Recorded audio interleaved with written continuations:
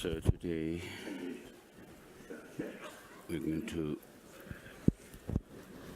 go through the text, annotated commentary of the essence of the middle way. In the beginning of his exposition, great exposition on the Tantra, Master Tsongkhapa has said, the intelligent ones should find a firm conviction in the teaching of the Buddha by through training their eye of intelligence with reasoning. And so it's not enough just to resort to scriptural citations, but by training one's eye of intelligence, as I have written at the end of the towards the end of the 17th Nalanda Master prayer, by understanding the two truths, which are the ground truth,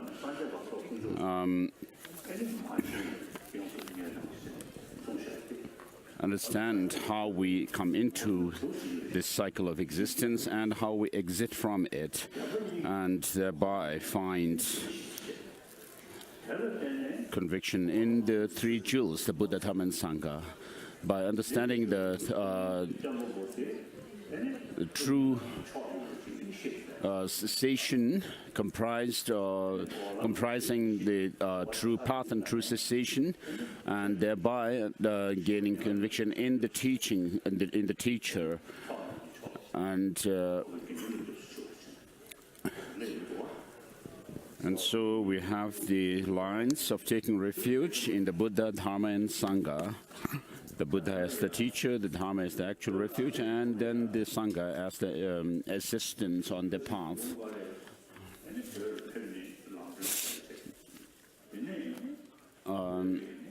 Since Master Adisha came to Tibet, he wrote the lamp for the path of enlightenment, and on the basis of that, in the Sakya tradition, also in what is known as the three visions, the teaching actually is based on the lamp for enlightenment, for the path to enlightenment by Master Disha.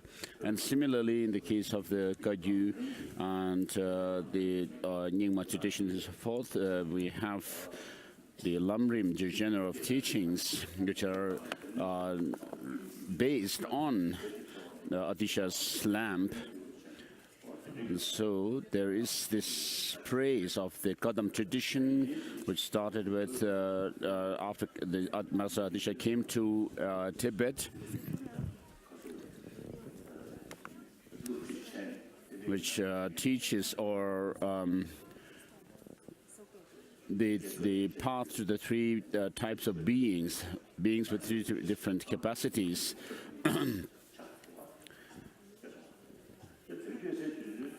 So Buddhism has spread the length and breadth of Tibet. So today I tell people that the Buddhists should be 21st century Buddhists. So what that means is we should be able to understand and have the knowledge of the modern subjects as well as our traditional subjects, and thereby learn to be able to prove the truth of the teaching of the Buddha through reason, not just through scriptural citations. And so if you are able to do that, then, as Master Tsongkhapa says in his in the beginning of the Ngakrim Chemo, you should be able to gain conviction in the teaching of the Buddha through reasoning to such an extent that you are not led astray by opponents. So in India, there were many different philosophical, non-Buddhist philosophical traditions which were prevalent at the time of Master Bhavavieka, and therefore in his text he deals with these different philosophical traditions. So Indian philosophical systems such as Sankhya, Vaisheshikas, Nyayikas. So when the texts were written within such a milieu of the different traditions, then there is, we can see the profundity and specialty of such writings. Whereas Master Tsongkhapa's, Master Atisha's Lamp for the Path of Enlightenment, which was written in Tibet, was meant for an individual to transform their mind in a very specific way. And therefore, I find it very important to look at the Indian classical writings. Though the essence of the Madhyamaka, or middle way, is a very important text, I have found that there was no extant transmission of it, and therefore I thought it's important to have it. So, though I have received the transmissions of the 13 classic texts from Kundalama Lama Tenzin Gyaltsen Rinpoche, from Kundalama Lama Rinpoche,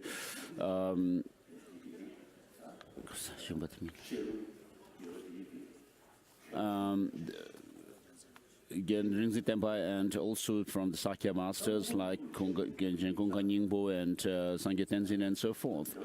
And so I've received many different transmissions of the classical Indian texts, and I found that there was no transmission of the essence of the middle way, and therefore I thought it's important to have the transmission of this text by.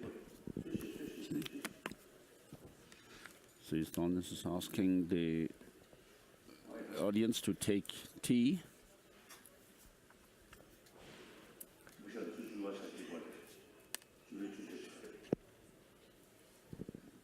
So in any way, we have a tea break at 10 o'clock, or tea at 10 o'clock.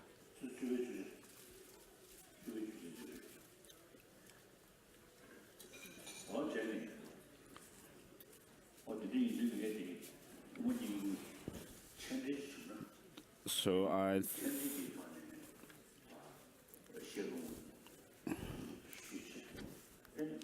So if we could have, I thought, an annotated commentary of the essence of the middle way, and so that I could receive the transmission of that text, and therefore I requested Ken Rinpoche Gunga Wangchuk to write an annotation to the essence of the middle way.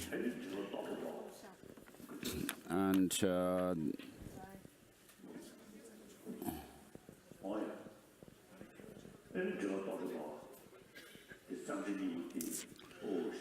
so the essence of the middle way, which is the versified root text, and its auto-commentary, a blaze of reasoning, these two texts are very important texts. So within the Buddhist tradition, we have those of the Vaibhashikas and Sautantrikas who do not assert selflessness of persons, whereas do not assert selflessness of phenomena, whereas the Chittamatras and Madhyamakas do assert both selflessnesses.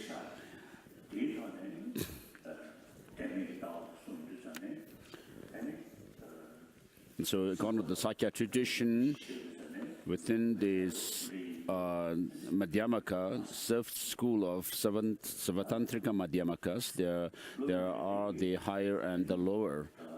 According to the Sakya tradition, higher and lower Savatantrika schools. The lower ones is the one which is Sutrantrika Savatantrika Madhyamaka, and then the Yogacara Savatantrika Madhyamaka are considered higher Savatantrika Madhyamakas, because the Yogacara Savatantrika's base or their philosophical interpretations, they are more or less they ally with that of the Chittamatras, the mind on the school.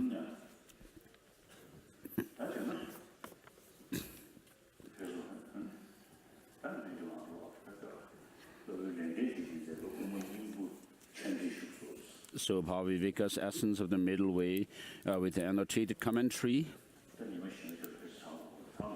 So the annotated commentary of the Essence of the Middle Way, in other words. So I may be able to finish the text in these 4 days or so.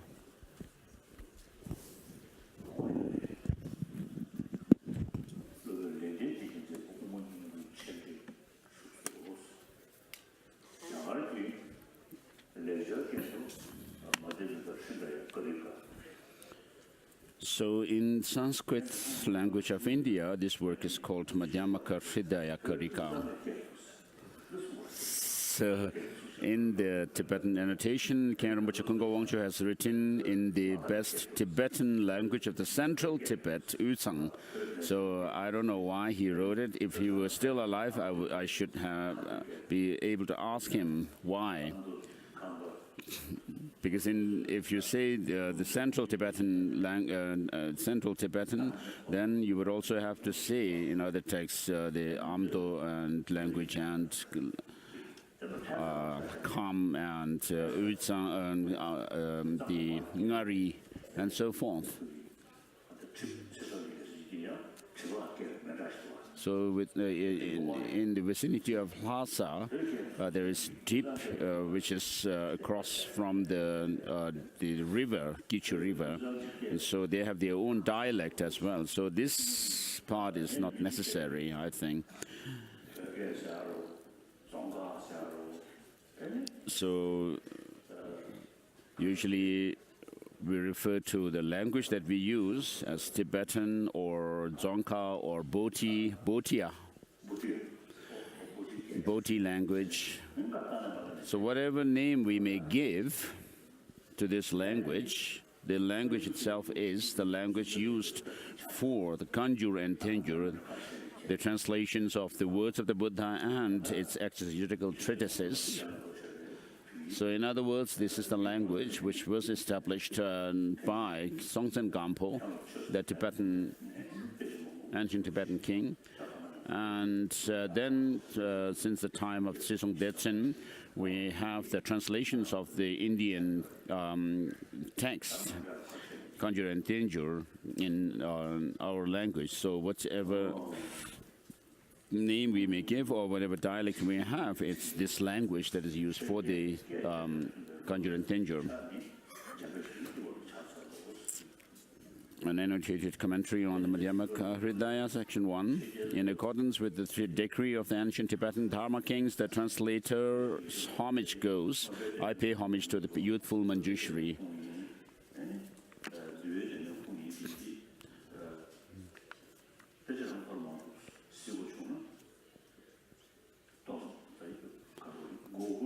So since it would take time for people to differentiate which collection of the teachings the different texts belong to, if they were to read the whole text, such as the Sutra, Vinaya or Abhidharma. And so the Tibetan kings decided that the homage should be written according to whichever collection of the three baskets the texts belong to, and therefore so that people would find it easy to make out which of the three the particular text belongs to, whether the discourses or Abhidharma or the monastic discipline, code of discipline. As it is similar to relying on a heroic being, that there would not be obstacles, and that it would be fruitful. The salutation is made in the outset before composing the treatise, as thus. One who, that is a Bhagavan Buddha, taught that the reality itself, that is suchness. So Aryadevas, Buddha Palita, Bhavavieka, Chandrakshita,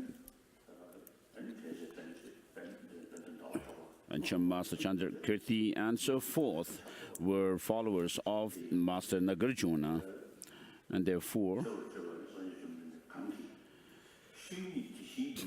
it said the reality itself, which is the suchness, which is not examined by inferential cognition, which is not an object of knowledge of the five sensory perceptions, such as eye consciousness, not like a basis of all for the seeds, not a definientum illustrated by universal and particular definitions, not discriminated as this or that, and not an object of cognition, other than by the self-arisen exalted wisdom. So the self-arisen exalted wisdom is a word that comes across a lot in the Mahamudra and the great perfection or great completion tradition. As I mentioned yesterday when I was explaining this verse, which the Buddha uttered right in the beginning after he got enlightened, which I refer to which I actually explained, with reference to the three turnings of the wheel of Dharma. The first turning, which is the Four Noble Truths and so forth.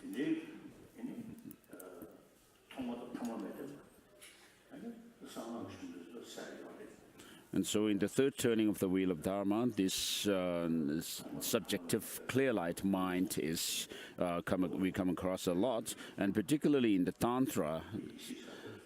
And so this refers to, according to the Tantra, the exalted Rigpa, or the primordial, pristine consciousness or cognition or awareness. And so it is not something that is brought about by adventitious causes and conditions, but it is something which has been there since time beginningless. So those states of consciousness which arise following the three visions of the near attainment and so forth are the adventitious states of mind. Not a reason that is occurring and disintegrated, that is discontinuing its flow, and because of the lack of these two, it is blissful, not to be analyzed as subject or object without appearance as self, or not to be analyzed as subject or self and others, without signs or formlessness, and without clarification or representation of birth, ebbing, buoy, and so forth, etc., not observed as dual, that is, entity or not entity, nor observed as non-dual as well. So these lines actually are similar to the salutation verses of Mula Madhyamaka Karika. So it ends with to the unerred teacher who spoke flawlessly, I respectfully, with my three doors, bow to him. Then, if you ask, what is the reason for composing this treatise? It is in order to serve the benefit on the other sentient beings by enduring the hardship of engaging in the tamed conduct, by setting the mind on the supreme great enlightenment, meaning those who have aroused the bodhicitta in order to bring them to the immortal state, that is enlightenment, I shall, to the best of my ability, express this. This is a pledge to complete the treatise, not forsaking the altruistic spirit of enlightenment. Now, to briefly present the summary overview of the treatise subject matter, it is those who have generated the sublime altruistic spirit of enlightenment, they should never ever forsake reflecting, pondering on that.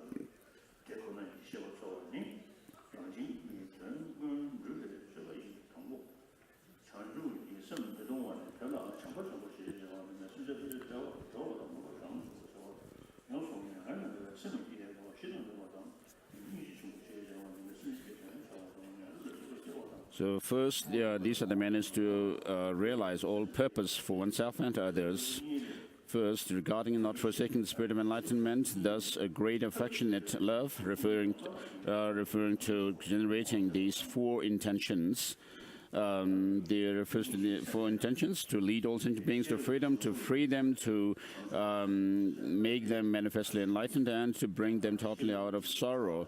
And great compassion referring to generating these four intentions to serve the purpose of sentient beings, completely save them from the bad destinies, take them away from hinayana and the lower vehicles, and place them on the right path. And adornment, great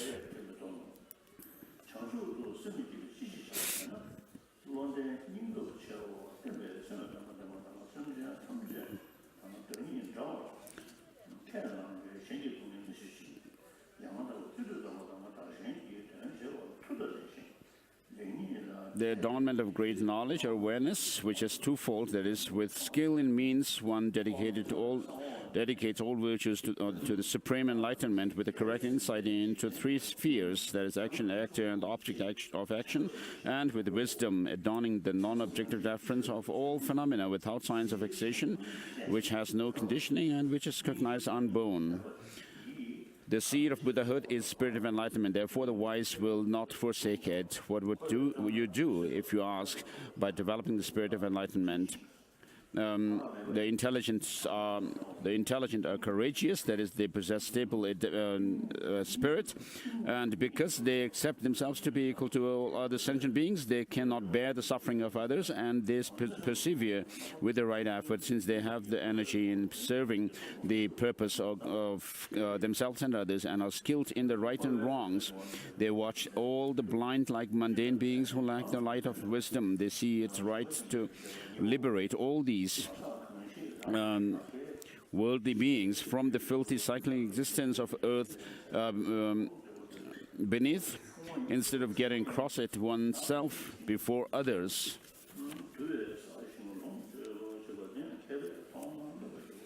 This is the first explanation of the great affectionate love.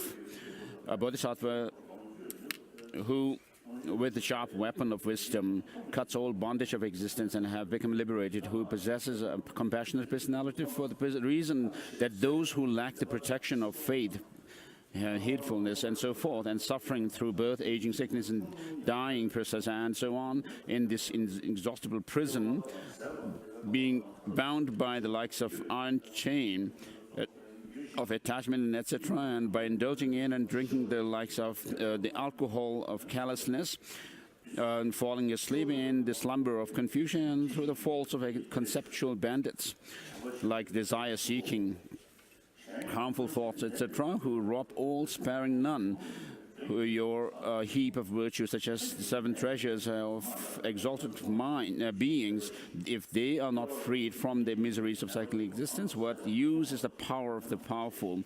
It is of no use to anyone. This is the second explanation of the great affectionate love. If an individual who has achieved through the might of his or her own hand consciousness produces with his or her own desire, even a small bliss of enjoying food, clothing, etc., and eats it all alone by himself or herself and enjoys it, should even that be ridiculed by the wise or learned if they see it. Chakravartin king, who enjoys the wealth of seven types of gem, and Indra, Deva, that is Chakra, the god who enjoys the riches of the gods, and together with the great Brahma, who rules over the small chiliocosms, the nectar of realizing reality as is rare, even for them, thus totally severing all craving, that is lustful desire, and actively clinging to existence and liberation, turning even a small giving of material things a shared practice through skillful means, and obtaining, that is the birth and exhaustion, that is aging, and ending, that is dying, and not changed by suffering of change, suffering of, and so on. In short, the ambrosia of realizing the meaning of reality itself as is, that is the deathless. What else is there other than this? Because there isn't. This is the third explanation of the great affection.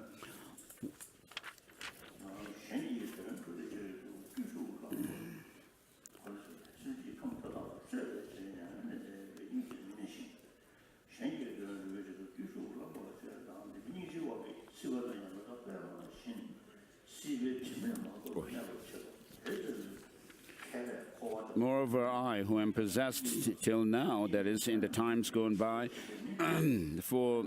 by mental afflictions of desires, attachment, etc., just like adding in salt of alchemized salt to the injury of a cut caused by a weapon, I have caused much suffering and pain of killing and binding, etc., upon those patients who suffer from birth, etc., and those who have been my parents, friends, relatives, etc., in other successive human lives and in the past, who were kind to me and benefited me with great gifts, though I should benefit them in return, what other than placing them in nirvana without remainder. This completes the fourth explanation of great love, affectionate love. Giving offerings, talking eloquently, practicing, and professing, practicing, and following in action, and so on. The wise who are happy from the joy resulting from these practices benefit others will not be hurt by the suffering of samsara, which is like a blazing double-edged sword. This is the first explanation of compassion. By engaging in the path of 10 wholesome actions intensely, because they do not indulge in immorality, they will cut all doors to bad transmigrations, the hell and so forth of oneself and others. This is the second explanation of great compassion. Since they are acquainted with the view of emptiness of all phenomena too, they have therefore conquered the run of mental afflictions like ignorance and such from their mind stream. And if such wise beings, whose gathering unthinkable store of merit and wisdom for the sake of others cause the 6 times migratory beings of hell, etc., to be seen like festivals of flowers, gardens, there is no cause for the arisal of fear of prison, prison of samsaric existence, because of seeing many faults and shortcomings. They do not abide in samsara, and because they love sentient beings in all realms of life, they do not remain in the sphere of nirvana. And those who have accepted the ascetic life to work for the benefit of others, they, by the power of their compassion, even remain in samsara without being tainted by samsara, just like the lotus flower. Such learned ones do not see any duality of samsara and nirvana or non-duality of them, nor do these great learned beings remain in any of the 2 extremes, yet they do abide in the 3 realms of existence, rich with the 7-fold precious branches of enlightenment, that is the 8 right mindfulness, right discerning, right wisdom, right designing wisdom, right joyous effort, right joy, ecstasy, right suppleness, right meditative concentration, right and right equanimity, and the source of unfathomable positive qualities, the god of the Ram of 33, as well as non-gods, Daitya, son of Diti, pay homage to and offer gifts, and is found to turn the wheel of sacred dharma. There is the four truths of the noble ones, which were taught in 3 times and 12 aspects. The white light rays of fame, dazzling with splintered pieces of pearl, and through your voice, that is the 12 branches of scripture, like the stainless rays of full moon in autumn, you cause all 10 directions to flourish, and in order to maintain the unbroken lineage of the 3 jewels continuously, the prince of the sublime conqueror, who is the source of all good qualities such as compassion, wisdom, gods, nagas, kinnaras, and so on, with the crown of their head.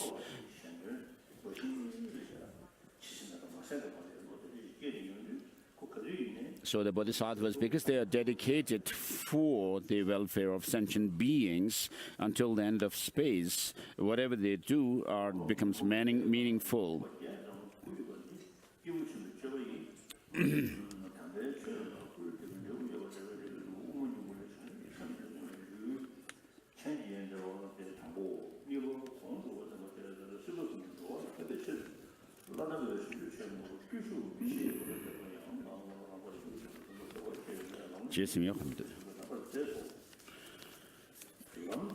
So His Holiness finished the first chapter of the annotated commentary, and we are now on the second chapter, which is firmly relying on the ascetic life of a sage correctly.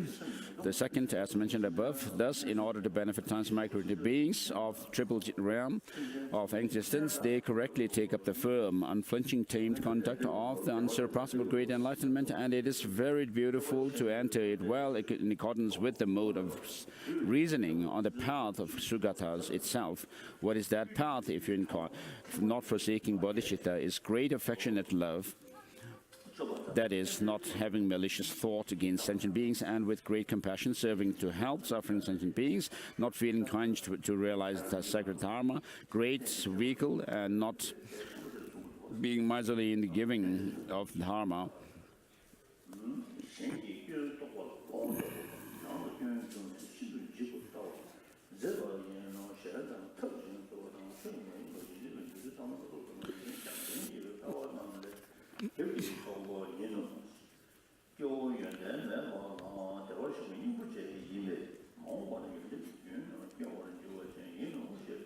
Lacking hypocrisy, their nature is honest and not being full of themselves. They have crushed arrogance and seeing dependent relativity. They mentally view the reality as is, and they are like the blind in thinking the others false, and they are very sacred when they make mistakes.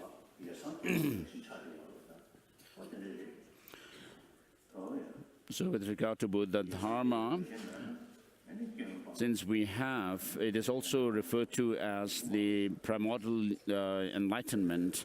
If we do not have this quality of the Buddha nature, there's no possibility for attaining enlightenment.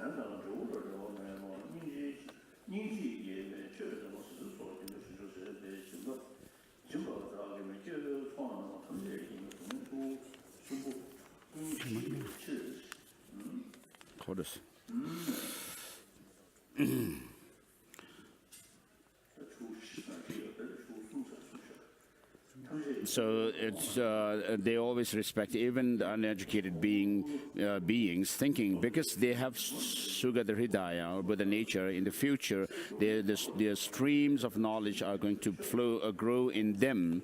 Those who are prompted by compassion give dharma, material things, and so on, as a bodhisattva is giving, without hoping for returns and results, in order to harm all 3 rivers of suffering.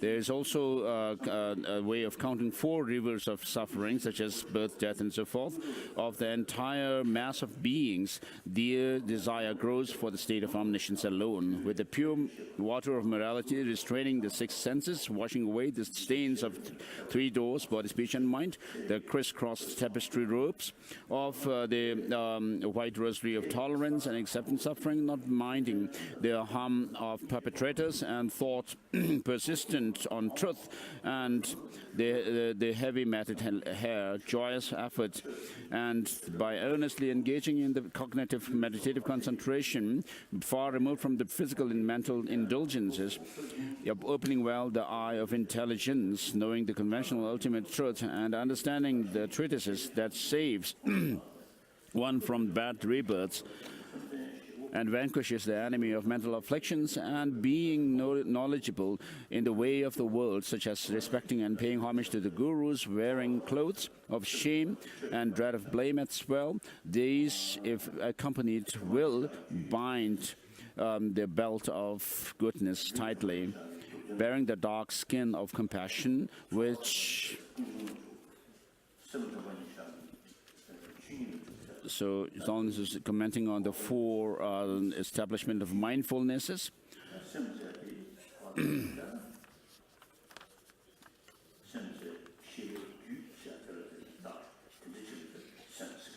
So the mind is a stream of consciousness. So when we talk about a mind stream or continuity of a being, it has to be understood in terms of temporal extension, not some kind of called a special extension. So we talk about the three times accordingly on the basis of this stream or the flow of time. We talk about the present year, present month, present week, and day, and so forth. But they are posited in relation to something else. So without there being something to be related with, you cannot talk about what is related to it.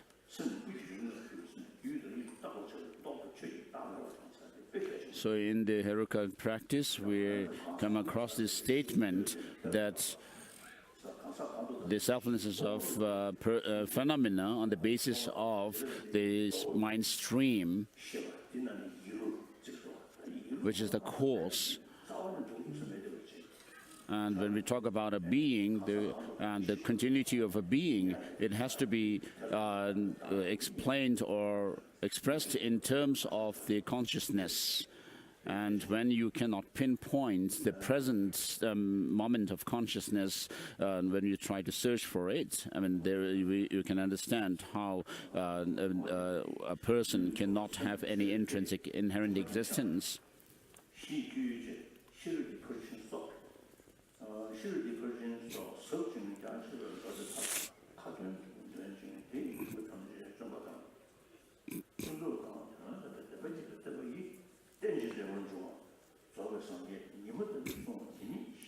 Which is the wish to compassion, which wishes to benefit all sentient beings, and the pure pills of faith in the three jewels, such as admiring faith and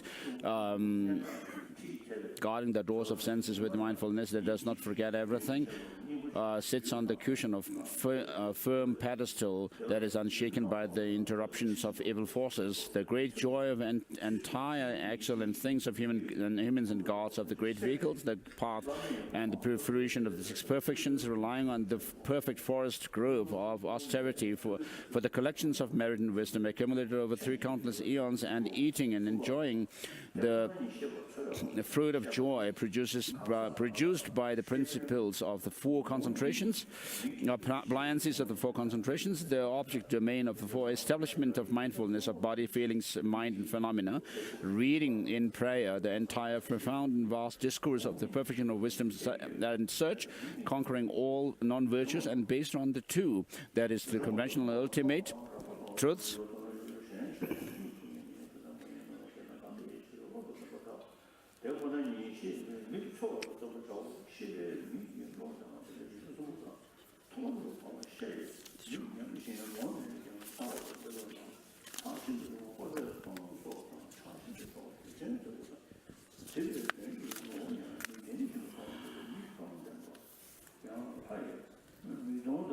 reading and prayer and conquering all non-virtues based on the two truths. The dependent origination taught by the sun-like perfectly enlightened Buddha should be explained and ever repeated. With the flowers of practice, with the infinite qualities of praise, spreading its fragrance in all the 10 directions, I honor and venerate the sun, the fully awakened Buddha, doing that like a single day, without a pause, and in the heart of specifically discerning wisdom, which reverses the desire for various objects, burning all the non-virtuous actions.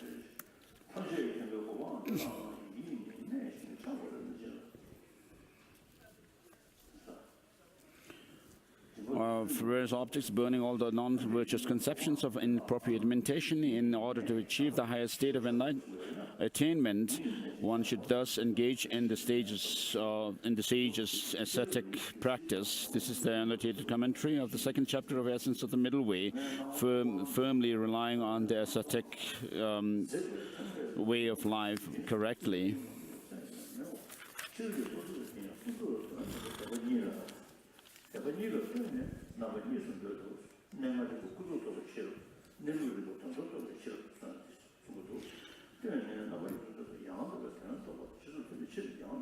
The third, the quest for understanding the reality. Third, to explain in terms of the search for understanding reality as it is, the being, a being to whom the nature of consciousness, which is the I, exists. That being has I because it sees everything short, tall, subtle, coarse, and so forth. And the other, that is flesh I, does not see it. Thus, for that reason, the intelligent ones should endeavor in search of the I, of understanding reality of suchness, because of having known, having the knowledge I, intelligence, seeing the three realms of existence unobstructed, where the flesh eye has declined, even the blind, when desiring to look at a very long distance, 1,000 leagues, etc., and very fine factors like atoms, and will see like those who have eyes, even veiled objects like that is things. If even the thousand-eyed one, the king of gods, Indra, has no intelligence eye of wisdom, he is not one with the eye, because he does not see precisely the path or anti-path of the high status rebirth and awakened liberation. He whose eye of his intelligence is opened does not proceed in giving morality and so on, that are harmful samsaric suffering and which obstruct the body of liberation, because they long for the fruits of the visible, that is this life, and invisible, that is a future life and beyond, especially the fruits, such as the universal monarchs, chakra, etc. Then how is that so, if you ask? For the sake of, in this text, Master Bhavavieka actually instructs us that we should accumulate both wisdom and the skillful means or method to attain omniscient state of Buddhahood. So for the sake of attaining the high level of all-knowing, motivated by compassion, they put effort in giving morality and so on, being totally free from the three spheres of logic. Yet their mind is not fixed there, not attached to that level of all-knowing state either. Wisdom nectar is a course to attain the state of non-aging and deathlessness, a quenching agent, the lamp of unimpeded light dispelling the darkness of misknowledge. As the stairs for climbing to the palace mention of palace of emancipation, and the fire that burns down the fuel of an entire forest of afflictions. And that wisdom intellect is twofold in relation to two aspects of truth, that is conventional and ultimate truths. By reason of conformity with the recognition of correct objects, there is cognition of correct conventions. It's divided into these. Even the awareness of giving gifts, and so on. That is the fulfillment of the two collections of merit and exalted wisdom. The fruits of these very causes, their connection, definition, their instantation, and so on, should be understood as the cognition of the conventional truth.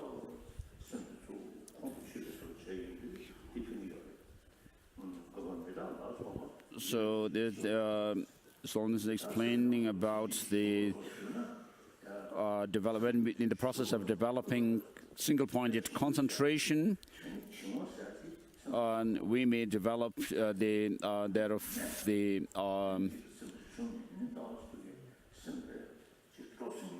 excitation, mental excitation, and when that happens, the mind should be made more somber. Whereas if you are overcome with dullness or mental sinking, then it has to be, the mind has to be lifted up. The spirit, we should lift up our spirit.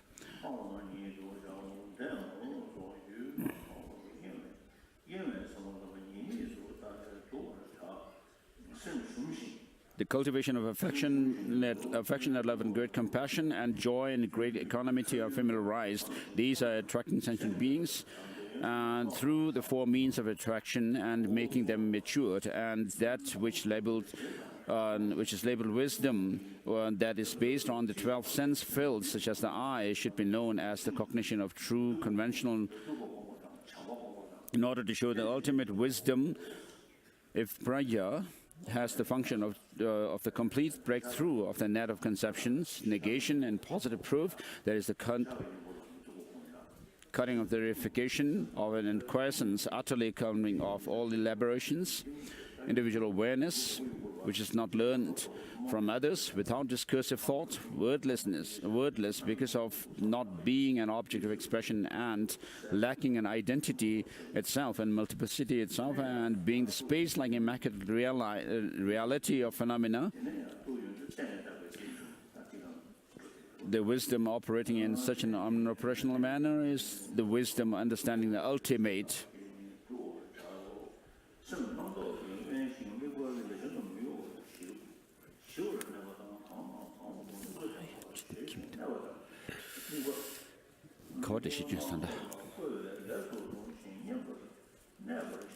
To explain that, in order to climb the top of the palace of the great liberation, which clearly transcends the three realms of existence, the rungs of stair of true convention that is without proceeding in steps through the specific and universal characteristics of all phenomena, as it said, form is twofold and 20 in aspects, etc. It is not feasible to proceed.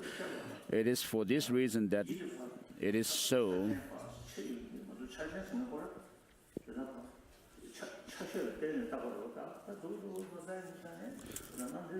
So when we do analyze how things exist, we find that things are made up of many different parts and so forth. And when we try to search for the identity of that particular thing within those parts and constituent factors, we cannot find anything.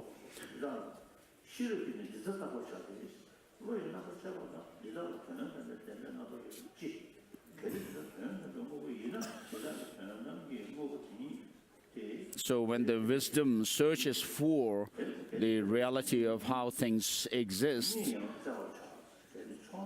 if things were to have any existence in the ultimate sense, when we do this kind of ultimate analysis, then they too should be what you actually point to as being this and that should still further be examined. It is mentioned.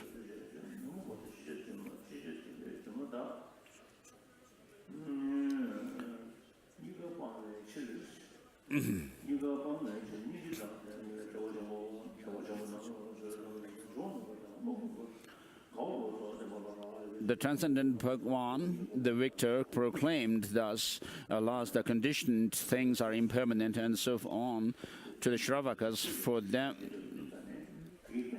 them to forsake the covering of mental afflictions, for the removal of both the stains of covering and mental afflictions, and to all knowing, it was preached to the compassionate ones, the great bodhisattvas, the great vehicle.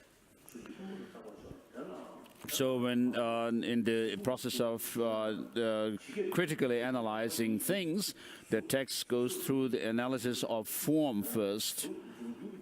And the form is constituted of the four elements.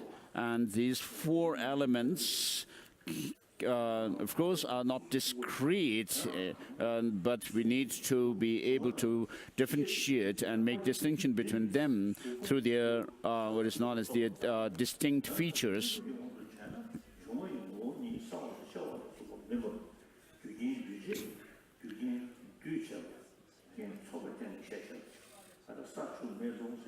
So, first of all, aggregates of form is examined by reason of its grossness. Moreover, the elements causes of the form aggregates are examined to begin with.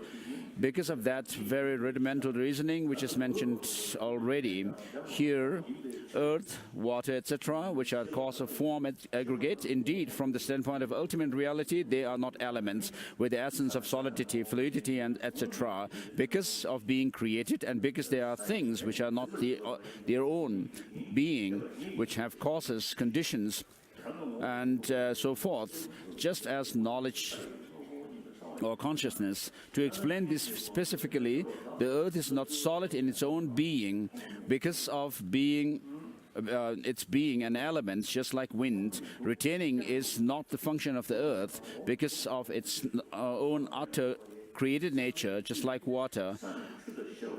If one thinks, even though there is no own being in terms of conventional reality, the earth's entity itself is of solidity, that in that case, then the act of unimpeded emerging from and submerging beneath, etc., will not be feasible on the earth, water, and so on, for the yogins who have cultivated meditative concentration there.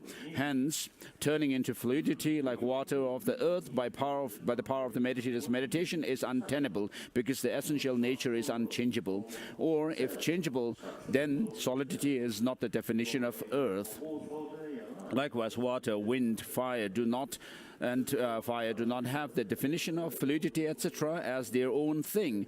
It is also untenable that the function of water is cohesion, fire ripening, and wind movement. For we do not deny in conventional terms that all elements like wind too equally have qualities of fluidity, etc., and since it is perceived by the bodily sense faculty, and because of all of them being an element just like the earth.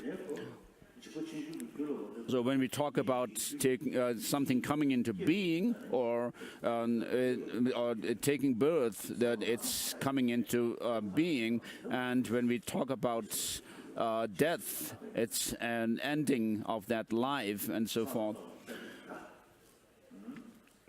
Earth, water, etc. do not exist substantially because it is not a whole made up of collection of many, and the constituents of the collection do not exist.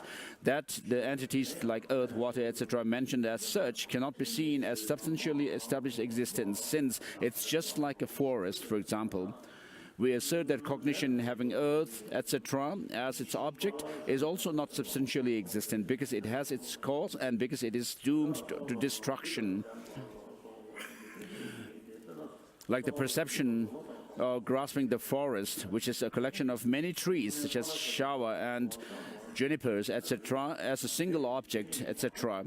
The denominating sound or word which expresses earth, etc., is substantially existent, is not maintained by us, since it is something to be heard, just like the sound or the word which indicates an army or forest, etc., is not regarded as substantially existent. So, of course, a forest is formed or constituted by many trees that grow together. In the beginning, of course, the trees may be small, so we don't call them forest as such. As they become big and fill the whole space where they grow in, then they become forest.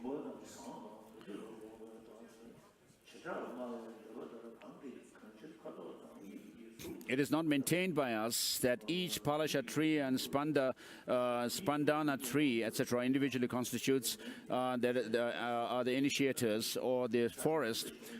The reason is that they each also have their causes in their root, their stems, leaf, branches, etc. For example, therefore, a forest, which is a whole, is not formed by the polished trees, etc., because that is, the definition of the forest is not completed in each of them, just as the branches, leaves, etc., are not the forest per se.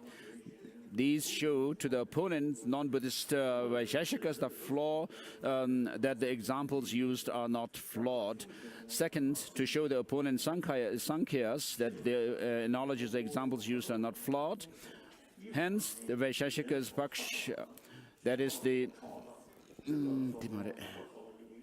word forest does not apply to an indefinite number of multiple substances, for it is a label imputed by the special cognition, just as the word vase and copper or pearl is as accepted by the Vaibhashikas. In ultimate sense itself, form is not the object that can be apprehended by the eye faculty, since it is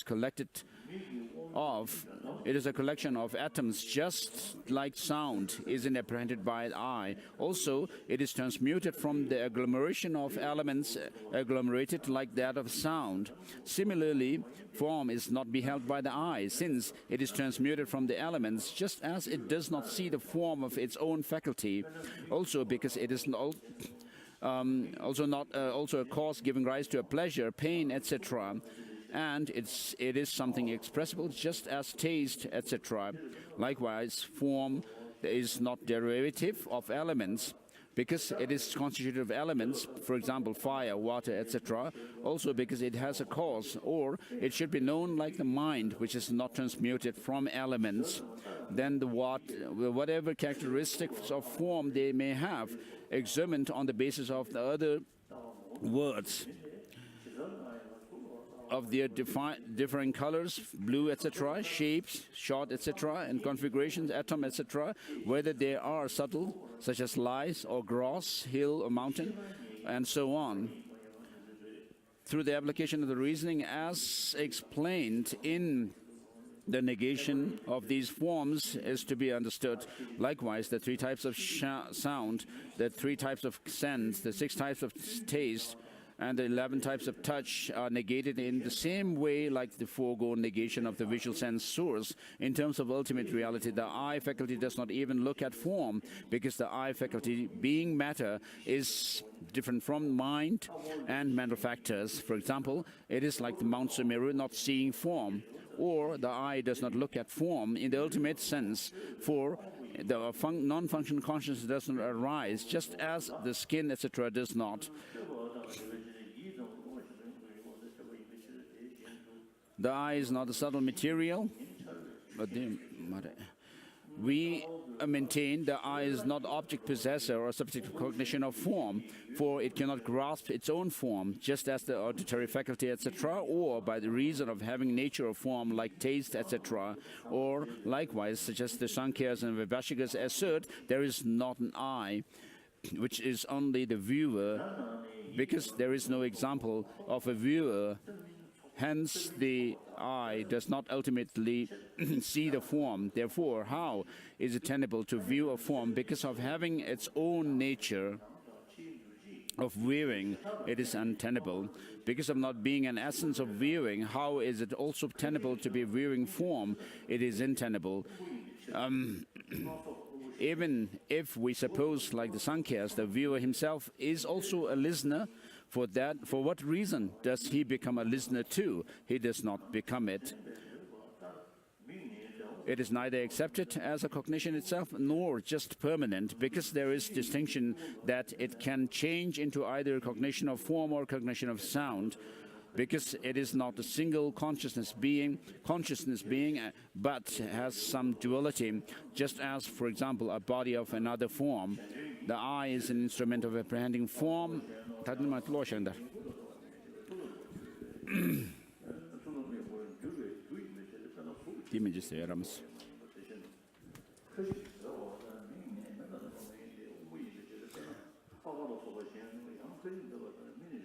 I could do until here.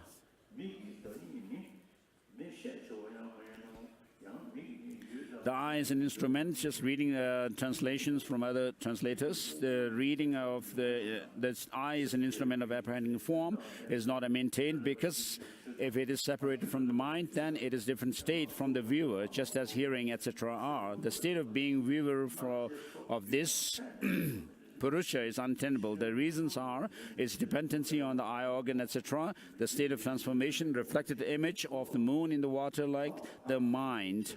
How is it possible for Atman to be a viewer like mind, since it cannot be seen by the other eye? Mind manifest is not maintained in ultimate reality, just as Atman is not. Likewise, there is not seeing by mind, because there is no real entity for the things which are resembled. Mind cannot be a state of being of the agent by reason of production of the other dharmas, just like a bell. It is untenable to say the eye has light, since it is a state of that organ, just as the other organ. It is visible by the eyeball of an animal which moves at night, and it is not visible by the eye. The eye does not have the nature of pleasure because it has the nature of entity. For example, Purusha.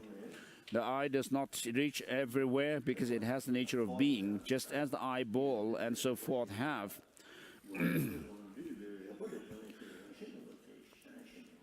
So there is also the mention of what is known as a contact, which is the coming together of the faculty, the object, and the consciousness cognizing an object. And this contact gives rise to sensation or feeling. Or rather, the eye does not have the nature of moving everywhere because it is devoted to another, just as a pot is devoted to another. Or the eye does not move everywhere because it is cause of apprehending form similar to form. The eye is not conjoined with fire because it has the nature of an organ, just as the skin has the nature of an organ.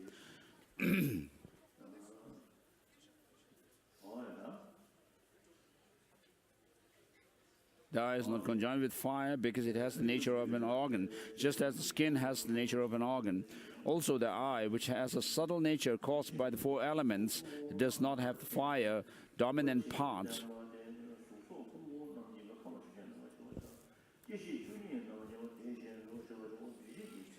The eye does not reach the object sphere because of its nature as an organ, just as mind is an organ. It is a cause, or it is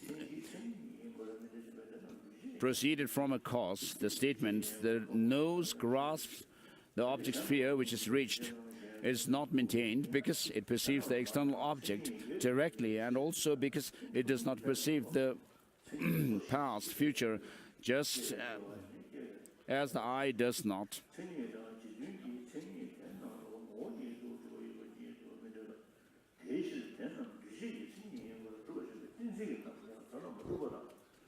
It does not commit the fallacy. It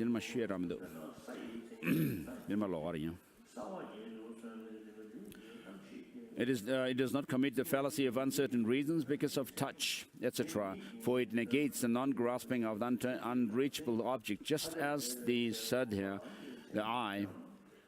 The criticism against the nose, etc. also should be understood with unblemished reasoning.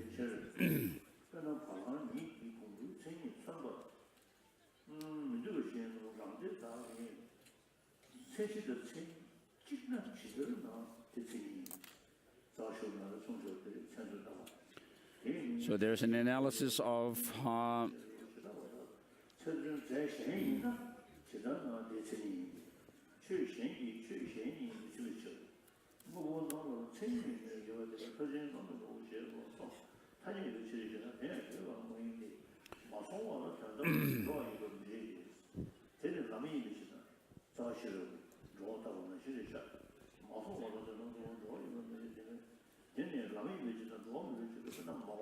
so there's analysis of movement or motion,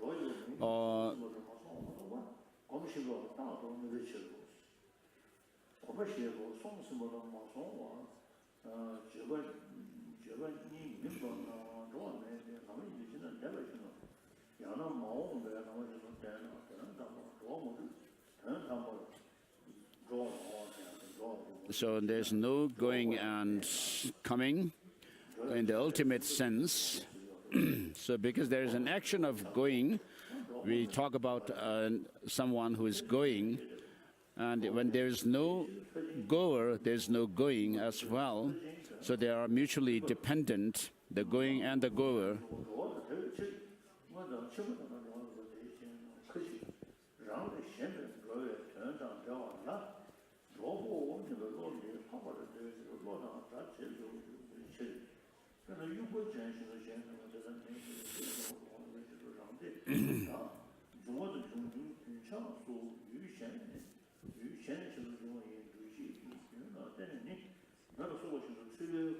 Those three properties, that is the mind, the ear and eye, do not grasp an unreachable object. The reasons are that they are faculties and the cause of function of mind, just as nose and so forth.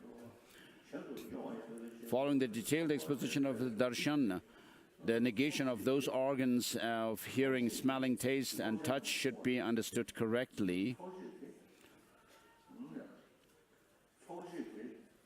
This is also the method for the negation of sound, smell, taste, and tactile.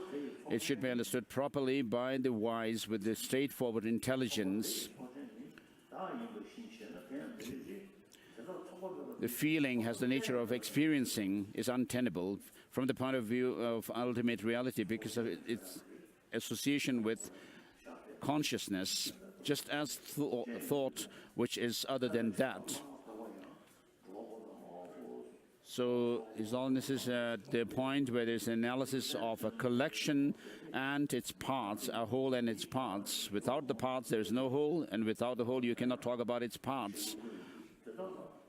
The statement, pleasure is an essential property of something beneficial, is not maintained, since it is produced by touch, just as something other than that. Pain does not have the nature of affliction because of the reason which is to be known as explained already. Neither painless nor pleasureless feelings or sensation are maintained, for the fruit of the sensation is craving, so just as other sensations or feelings.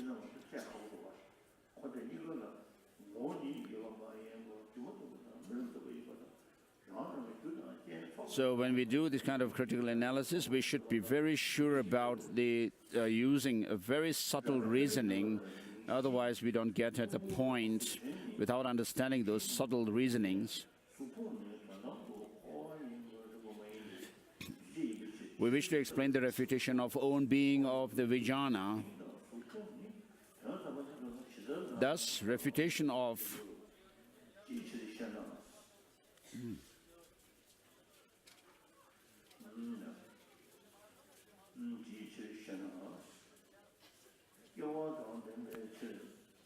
refutation of the essentials of both, that is Sankhya and Sanskara, has been commented upon. The wise should understand that properly with straightforward intelligence.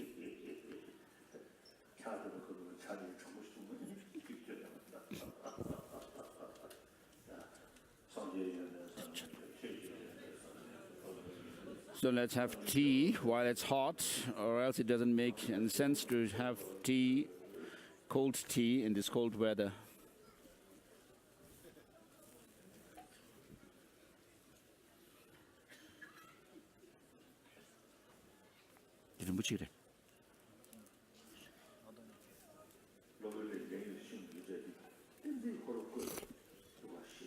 So these texts by Bhavavieka use lots of reasonings.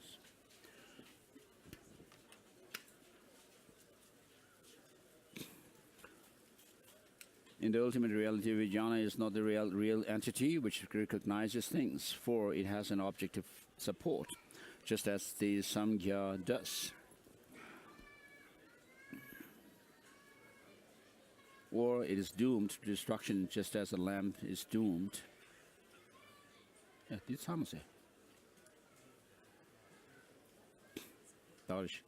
According to the demonstration of the proofs of Nisvabhavata, shown in the examination of the Panchaskandas, there's 5 aggregates, the dhatus, the elements of the aggregates should be known. The sources of consciousness of the aggregates should be known also.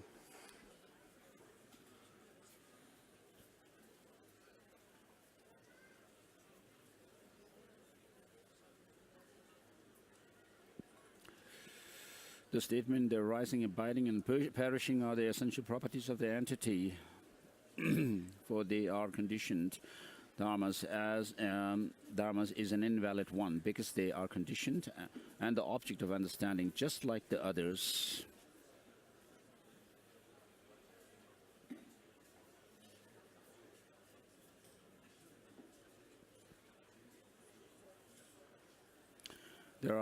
There are the essence of the entities, for I'm chewing on something, cracking it. What do you think I'm actually taking? It may sound like, it may seem that I'm having something tasty, but it's medicine.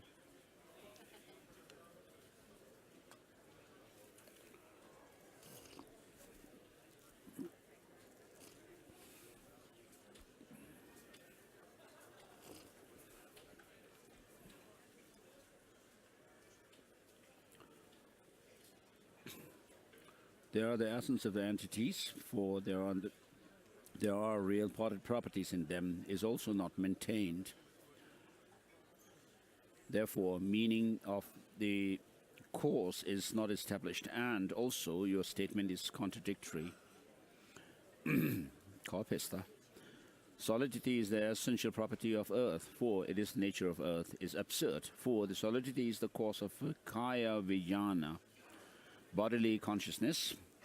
How could the property of solidity be in its fire-like attributes? So Shandarakshitas, Tatovsamgraha is something, a text which is studied in the great monastic institutions of learning. In Tashilhumbu, for example, I suggested them to study it. It is part of their curriculum.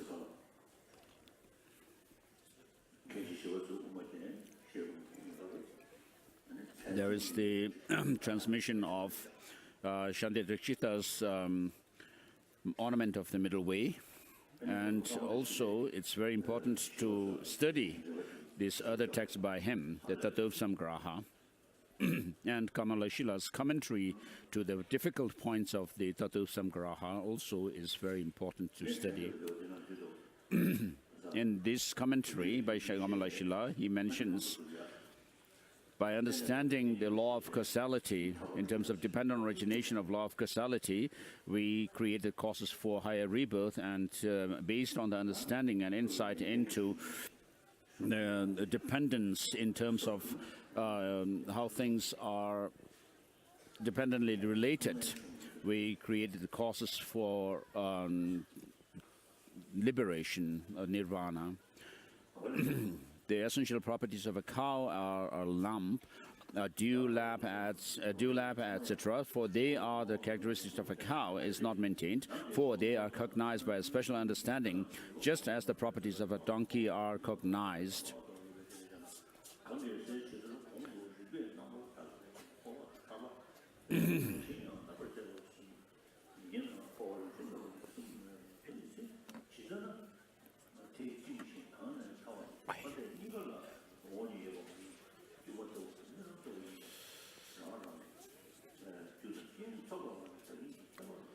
If they, the characteristics and those characterized are identical, how could the characteristics be that way? Because a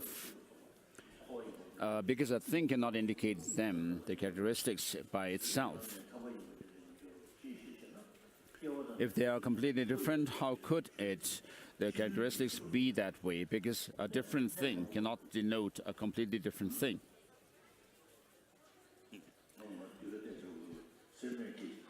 So when I was studying the collected topics, Dutta, there was a geshe from the Serame in this monastery. So when he said, Nemapuba, which is the name for one of the Vaibhashika sub-schools, the Vatsiputra. In Tibetan, it's Nemapuba. And when he pronounced that word, it sounded to me like he was saying the red-nosed, because of his dialect. There is going in ungone, cannot be accepted from the point of view of ultimate reality, for it is a process for which there is no going, just as not yet gone too.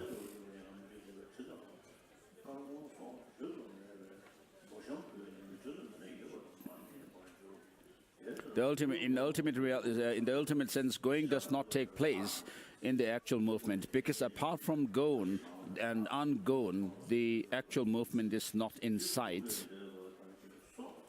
There is no going in the actual movement. In terms of goneness and ungoneness, the actual movement is inexpressible because it is a process. Just like being past is a process, this is also similar to a process in the future.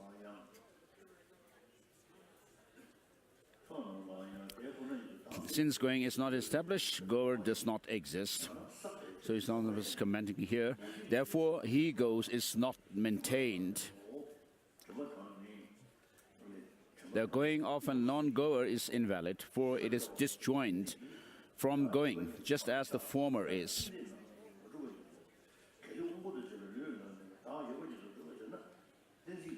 The Vaisheshikas say, we maintain the reality of the perception of a goer in the connection with an object other than himself, for the understanding of and the expression tally. For example, a person who holds a stick, we say it is not so, because there is no logical connection between them.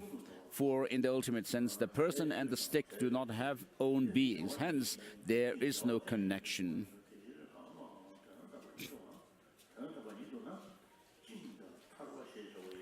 The basis of going forward of conditioned things, having the spread of continuous points, are just as a wheel of fire. That rolling motion of a fire wheel exists only conventionally, but not in ultimate reality. Goers, imagined by the followers of Kapila, are improper from the viewpoint of ultimate reality, because the conglomerated thing has no real entity, and also it is devoid of nature of inward striving.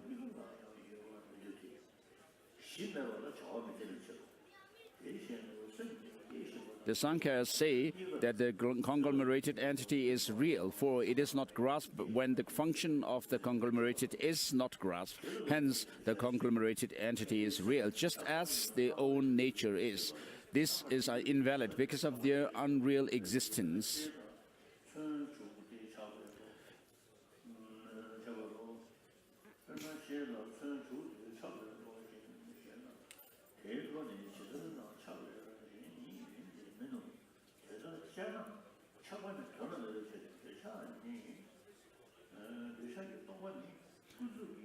This way of explanation is also the refutation of the remaining actions, that is speaking, eating, etc.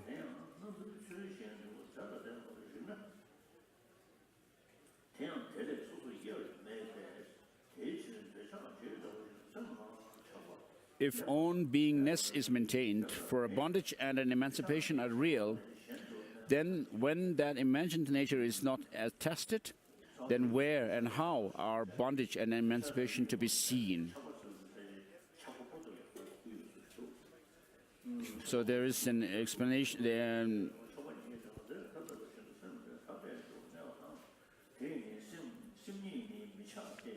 The text also relates these two things, chakpa and dechak. Chakpa in the sense of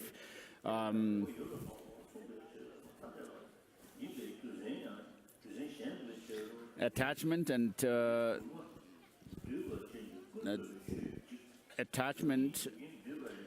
Döchak in the sense of desirous attachment. So there is a distinction between these two, Chakpa and Döchak, in Mula Madhyamaka Karika by Nagarjuna, and similarly it seems Bhavavieka is dealing with these two here.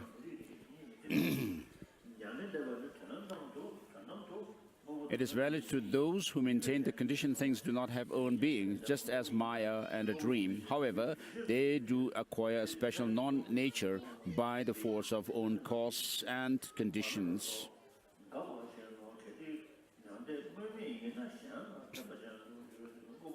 Samsara of name and form is invalid from the viewpoint of ultimate reality, for just like the samsara of external earth, etc., the state of the condition is not maintained.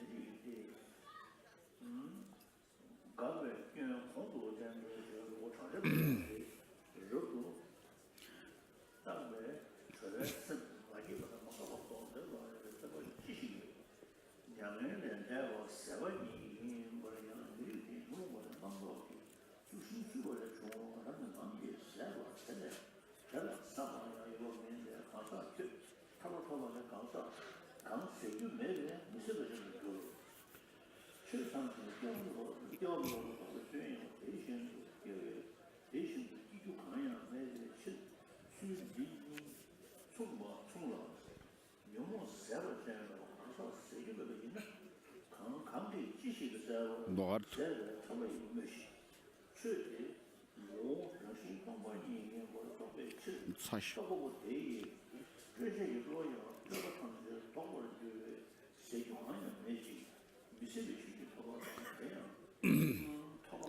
In the ultimate reality, name and form cannot be emancipated in any way because they have arisen. Similarly, its destruction, just as the external water, etc., has arisen.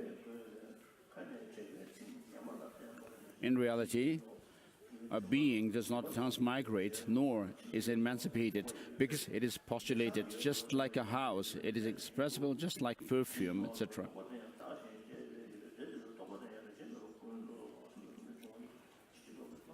Where the formative forces have no personality since they have a cause, just as jar, by reason of having arisen because of its destruction, or it is knowable, just as a clot of clay.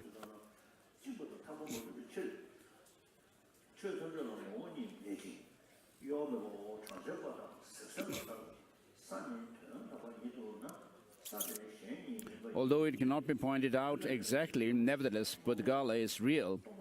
Although it is undescribable, is untenable, since the cause is uncertain, for it can either be indestructible but real like the best perfume, or indescribable and unreal like a color of a barren woman's child, whether it is white or blue.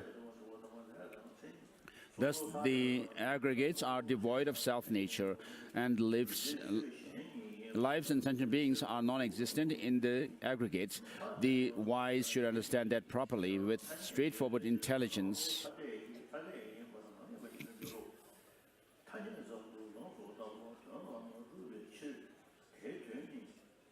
In the ultimate reality, the congregation of body and organ has no own self, thus maintained, for it has a course just as a pillar, or it is accumulated just as an ant hill.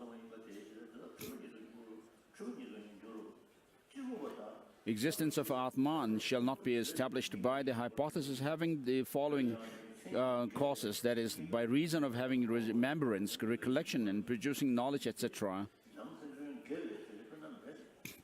If it is argued that a body with an organ must have an own nature, then the cause is a false cause, because it's subsisting only in the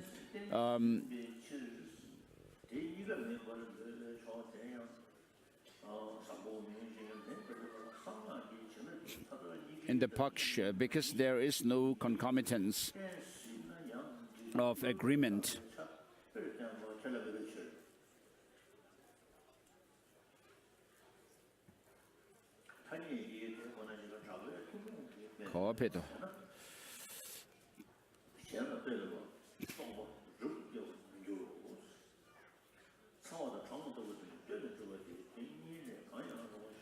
So coldness and hotness are also relative.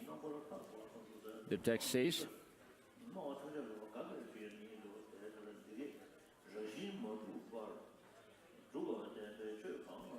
the mind which recognizes things does not exist apart from greed, for it resembles objective support, and there is no another cause besides that objective cause. Thence, depending on the rise of own beings through one of the aggregates, the presence of greed in the aggregate is maintained. For example, when the flowers on a tree is blossoming, we say the tree aggregates as blossoming part.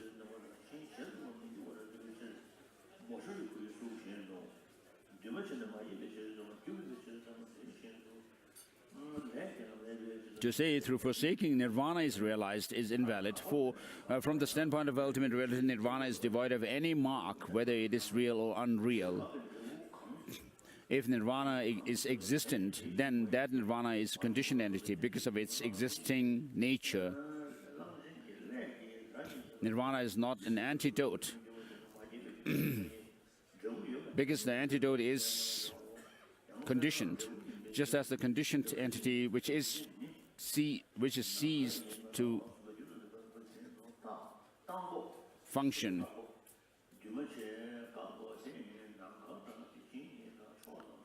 If nirvana is non-existent, then it depends on other things because of non-existent nature, just as the annihilated thing, that nirvana cannot be taken as the antidote, for it depends on others, just as the annihilated thing.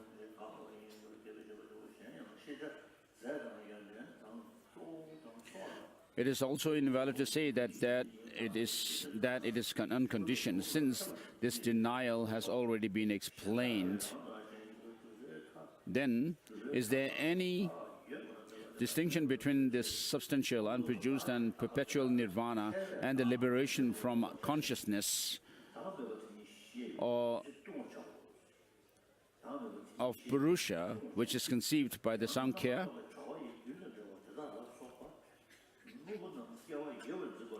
The defilements are generated by the fire, starter of discrimination, and die out naturally. Since there is nothing accumulated, by what extinction does your moksha should become extinct? Where there is no birth, the discrimination is also non-existent. Therefore, both methods, that is, bandhana and moksha, the bondage and liberation, are identical. Whether the extinction exists or not, by what extinction is moksha or nirvana spoken? Having realized the emptiness of essential nature, that knowledge itself becomes extinct. Thus, non-extinct and inexhaustible dharmahood is attained by way of non-attainment. Therefore, those people who, for their own benefit, investigate dharmas as they really are, do not reply to the stinking words of wrong view vomited by the self-conceited.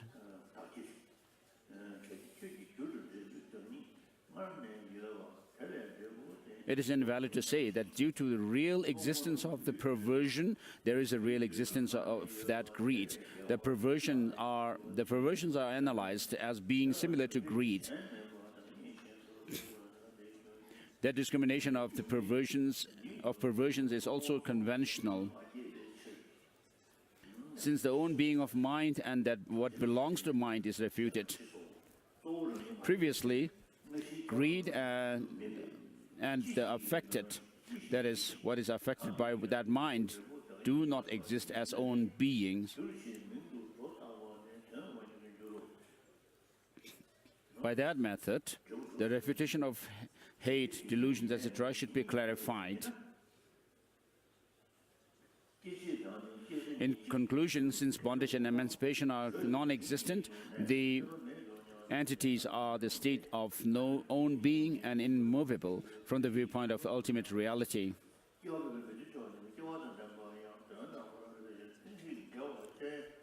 The statement, the earth is not other than the nature of earth, is not maintained from the standpoint of ultimate reality, for it has a cause as wind, It also has the nature of existence as understanding.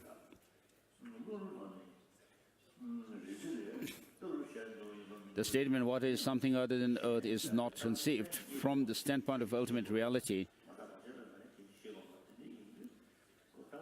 For both are generated, and the essential nature of the substance of earth is similar to water, and there is no difference. His Holiness is at a point where Bhavavieka analyzes whether things have the nature of otherness.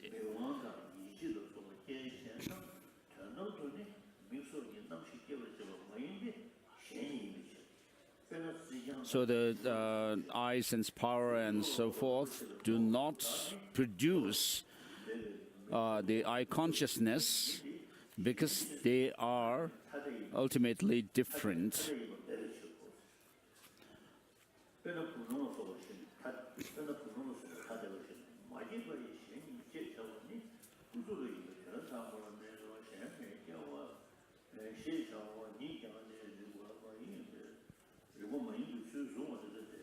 The theory of binary nature is not good reasoning, since the thesis of the other and non-otherness is refuted.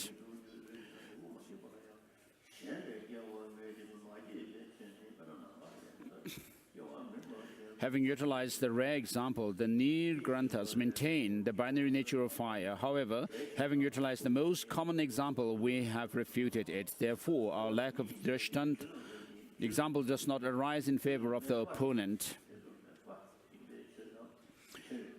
One maintains that the binary nature is established, having the nature of interdependency. However, apart from these two, what would be there? When the former is not established, the latter is also not established. Hence, this nature is imagined only for the pleasure of mind. This method also applies to the refutation of all the arguments from the binary nature of things.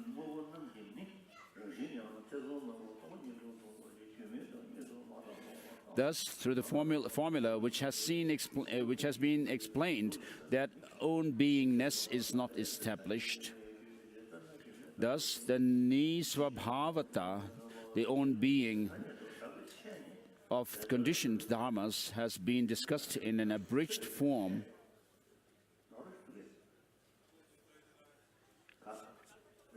In ultimate reality, the cessation which results from the intellectual comprehension is surely not a real entity, for it is a form which is eternally deformed, just as is the figure of a child of a barren woman.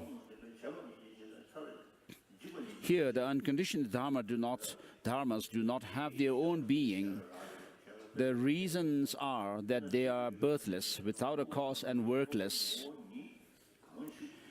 There is neither the assemblage of conditions nor their dissolution. For a causeless entity, by what is that effect produced?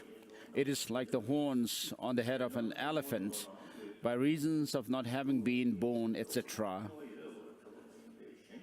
The statement, for an unborn cause, an effect is undesirable, is thus ascertained.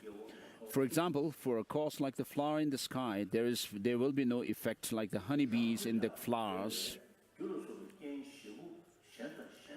Thus, the intelligent person should know the refutation of any kind of unconditioned dharma, that is space, suchness, direction, time, and atman, etc. Those things to be known, that is dravaya, pradhana, jiva, etc., are the false imaginations of the outsiders. They should be negated by those who are proficient in reason and scripture.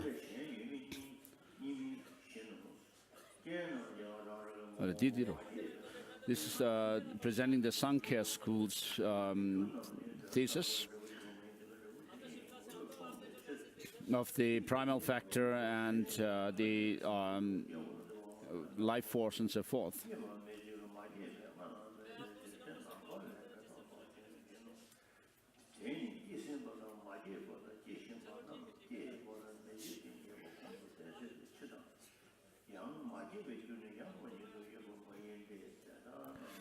Thus, Atman is imagined by the Siddhantas, those holders of philosophical views of the other and own schools. However, having realized the selflessness of entities, may the wise drink the ambrosia of knowledge of the ultimate reality.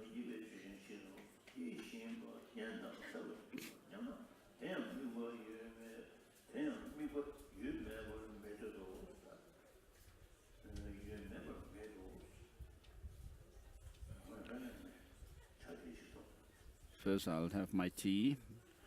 When a knowledgeable person examines the non-production of entities as they are with the lamp of knowledge, then because he negates production, the production is extinguished. Consequently, the conceptual liberation ceases. So the Madhyamaka Hridaya is not there in Chinese. And also the ornament of Madhyamaka. But Mula Madhyamaka Karika, Chandrakirti's Madhyamaka Avatara, and others do exist in Chinese translation. So it would be quite intriguing. It's something if you could translate the essence of the middle way into Chinese. It looks like it's the first text that was written by the Madhyamaka master, touching on the different philosophical systems of India, classical India.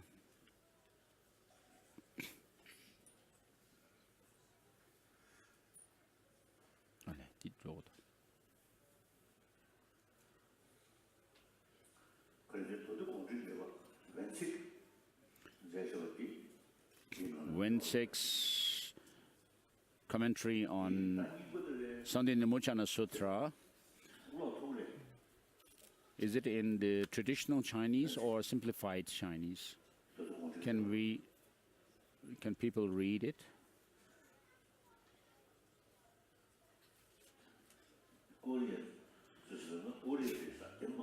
The Koreans told me that Wensek, the author of this commentary, was Korean and not Chinese. So I would like to ask the Chinese if he was Korean or Chinese, and the answer was Korean.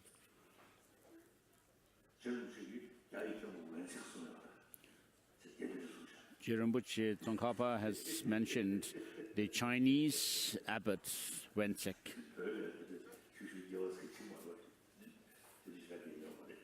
But Tibetans didn't really make distinction between who's who. So because of connection between the Chinese and Tibetan emperors,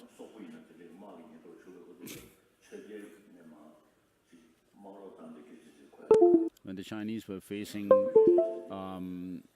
invasion from or incursion from the Mongolians or others, then the Tibetan emperor sent their army to protect the Chinese. So it's important to write the history of countries which border with other countries like Tibet. Some years ago, I met a Kyrgyzstan professor who told me that they found a coffin on top of which was laid a slate on which was written Om Mani Padme Hum in Tibetan Uchen script. So the letters were very clearly inscribed on the slate. And so it's very clear that Tibet had influence over those regions as well. And so they called Tibet Tubot. So Tibet was, in those ancient times, regarded as a nation with with a very highly developed civilization and culture and traditions.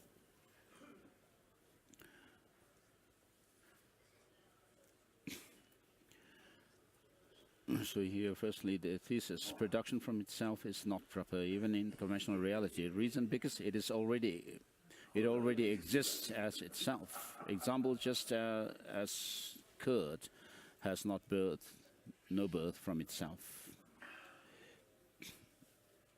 And then the thesis, existence do not arise from themselves. Reason, because they have existence, just like the Purusha or beings in your own view, the Sankhyas.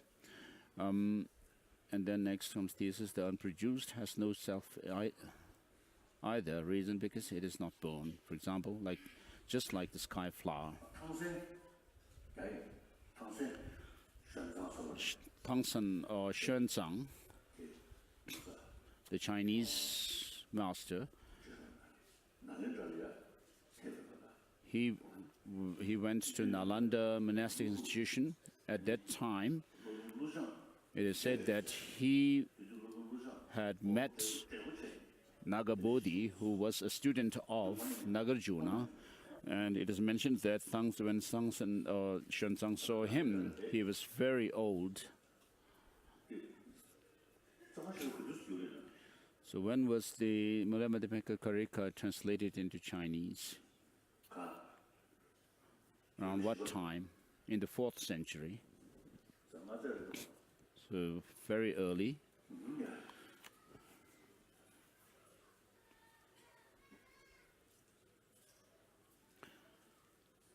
The own self of an effect is its cause. So the Chinese brothers and sisters, and we follow the Dharma brothers and sisters, and we follow the same Nalanda tradition. The tradition which has come down to us through Nagarjuna and so forth. In Chinese, there is no translation of Dharmakirti and Dignaga's writings on epistemology and logic. So perhaps the Chinese masters and translators found that it was not necessary to use the logic in the study of Buddhism. In Tibet, because Chandarakshita himself was a great logician, and he introduced logic and epistemology to Tibetans, and the texts by Dignaga and Dharmakirti were translated into Tibetan. And in the Sakya tradition, Sakya Pandita himself wrote the Richter, the treasury of logic. And Chaba Chögyö Sengye and his disciples took great interest in using logic and reasoning. So there were 8 great lines, as they were called. And therefore, I think using reason and logic became very prevalent in Tibetan tradition.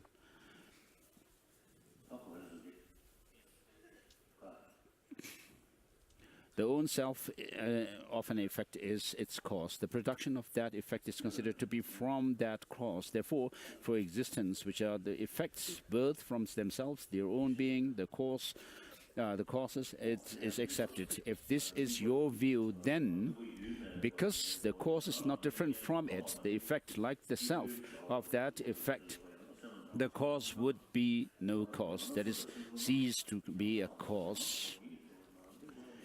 And since the Purusha, Pradhana, and etc. are unproduced, what itself, not being a cause, could be the cause of what? And when the self of an existent already exists, it is useless to postulate a cause.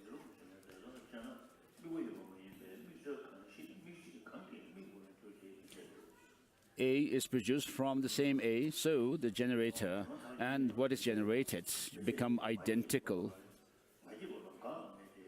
If what we have said above does not refute your position, because milk exists in curd as curd, then we would claim, on the contrary, that it does refute, because of the fact that a father does not exist as a child. Because of the impossibility of dissimilar instances, it would also not be right to hold the reason in our proof formula is contrary contradicted. Thus, first of all, it has been proven that existence are not produced from themselves.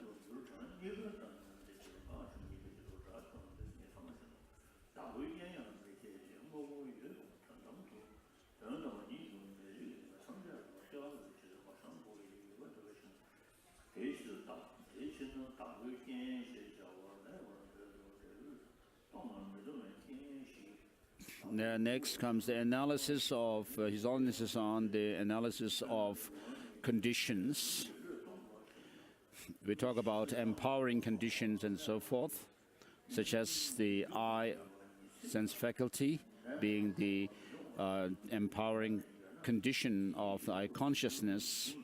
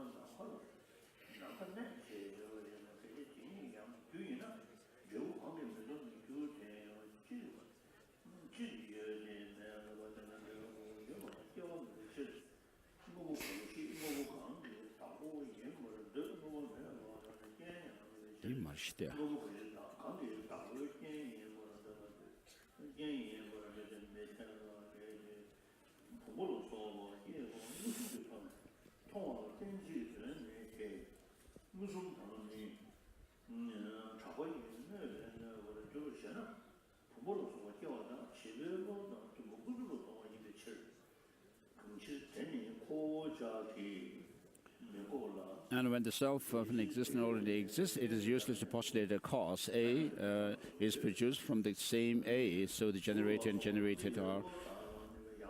If what we have said above is undamaging to your position because milk exists as curd, etc., thus there is this much that existence are not produced from themselves. Moreover, since it is not possible that a known being can exist, what is desired to be different from that? What? It is not thought that the horn of a horse is different from the horn of a cow and the horn of a mountain. From the standpoint of the highest truth, the other causal factors, such as the eye, etc., do not produce visual cognition, etc., because they are different from each other, just like the Virana grass and etc. It is not admissible that cognition of form has the intended eye, etc., as its cause, because it is different from them, or because it does not exist beforehand, just like a jar and a woven cloth, etc., are not the cause of cognition of form. And the otherness of something unproduced is conventional truth. Yet, that otherness is not there from the point of view of the highest truth. Thus, it is grasped that origination from another entity is not proper.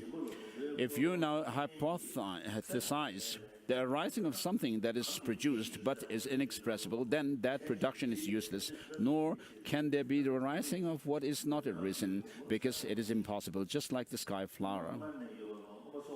Now, if someone were to say that, what is in the process of being born and arise, there would be a similar objection. There is no birth of something inexpressible also, because it is inexpressible as to whether it is already produced or it is not produced yet, just as there is no birth of a thing other than the unexpressible. From the standpoint of the highest truth, the eye, etc., are not empty as entities consisting of conceptual construction, because they are created, because they are destroyed like illusory water or mirage. Because a non-conceptually constructed entity is denied in the same way as the object to be proved. Due to the negation of a mentally constructed entity, there is no doubt about the reason by the other non-mentally constructed entity. Although the entity, the illusion, is not mentally constructed, it from the standpoint of highest truth is thought to be unreal because of its being a cause of self-affirmation, just as it is a false, as an imagined entity. Because it is proved by a portion of what is experienced in the world, there is no deficiency of analogy. Or from the standpoint of highest truth, the I, etc., are devoid of own being because they are created, or because they are destroyed, just like the Buddha made by evil, the Maras. The own being of entities is not own being from the standpoint of highest truth because it is created just like the hotness or hardness of the water.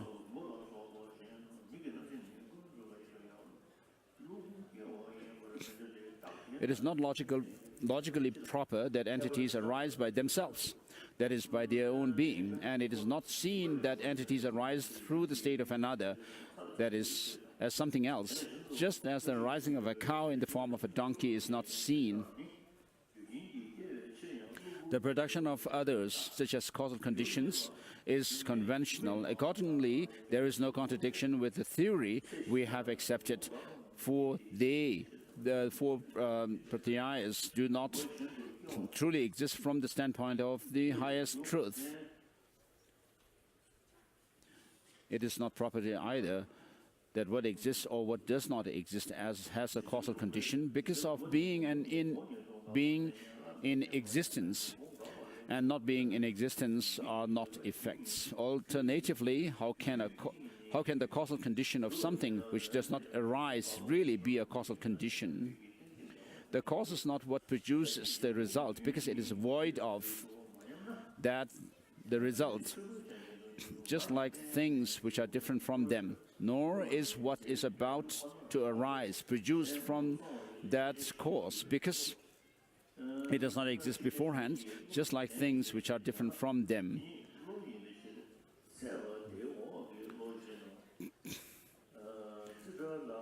This does not produce, the cause does not produce what is not produced, what is in the process of being produced, or what is already produced, because of the logical faults already stated, and because entities do not arise.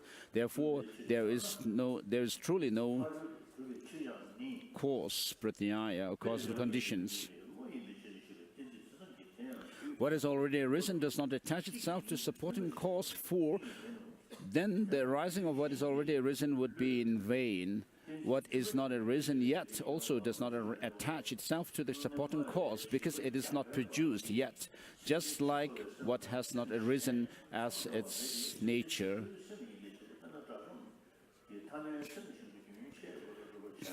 If one says that what is in the process of coming to exist would attach itself to the supporting cause, that attaching does not exist without supporting.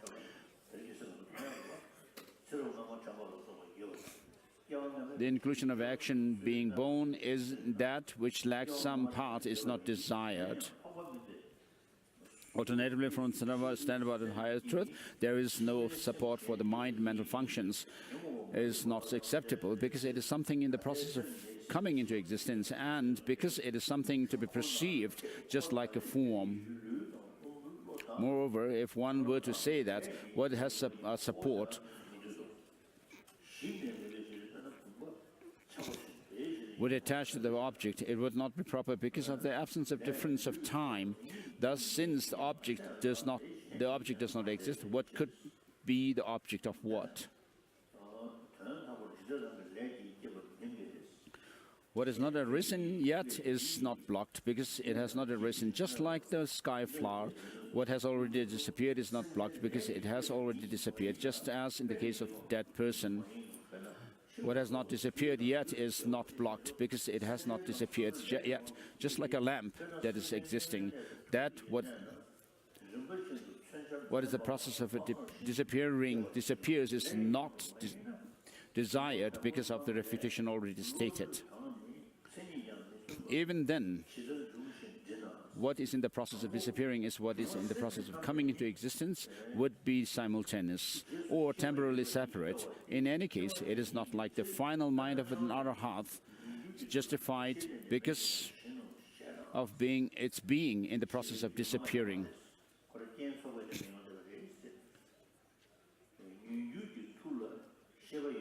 The being of entity is not logically proper because the arising of entities does not exist from the standpoint of highest truth, just like the existence of a barren woman's child. Therefore, the dominant causal factor is not accepted. If one were to accept the dominant causal factor, would be either with the effect or without the effect. The condition that lacks the effect is not the dominant causal factor because it lacks that effect, just like the eye sense for the cognition of words. That which is not empty, that is of effect, that is which is coupled with an effect, is not the dominant causal factor, even on the conventional level. For such a situation is opposed to actual experience. Moreover, there would be no effect. In such an effect, what does not exist for you would become the effect. So when we study the collected topics, we learn about forms or and those of the consciousness. And form of consciousness is as some kind of an experience which we can tell from our own experience. If one were to say that the latent capability of the result is the result, how can there be a cause other than that latent capability of the result? A relation of the recipient and the thing to be received is not desired in the case of anything else other than cause and effect. So I had discussions with Chinese whether suppose there is a perfect womb of a mother and the perfect semen or ovum and a sperm meet in that womb, perfect womb, is it sure that life would start? And they say, no, there's no certainty. So it shows that not just the two seeds from the father and the mother coming together is enough to give rise to life, and therefore there must be a third factor, which is the consciousness which conceives within that gamete of the two seeds from the parents. And today, some scientists are saying that there is some factor which can, in fact, impact the brain itself. And then we also have the phenomenon called thugdam, where even after someone is clinically dead, their body remains fresh without decomposing. And so the scientists are taking interest in it, in doing some kind of research. Scientists whom I know, they have started some project to do some research on it, and some Russian scientists are also taking interest in this phenomenon of thugdam. So although clinically the person is dead because the brain death, so how does it happen that the body still remains fresh? And then we can also say that there are people who remember their past lives. So this could be explained only on the basis of the mind. And within the mind there are the gross or the coarse and subtle states or nature of mind.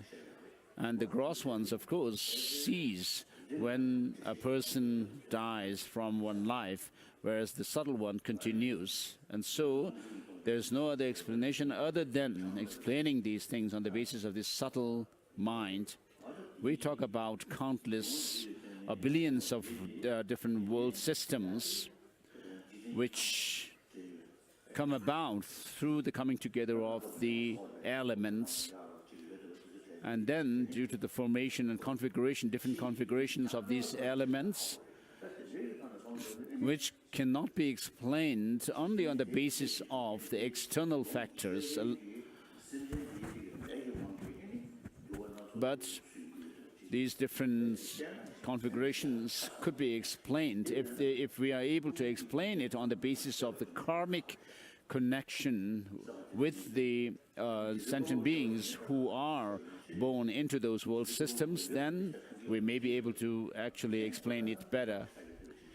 So, of course, the theistic religious schools may have their own explanations of creation by God and so forth, but there would be some complication there, logical complications. So we explained it on the basis of the karma, which brings about the beings into the world systems, which has actually given rise to the world systems themselves. Because there's no rising of gorgeous.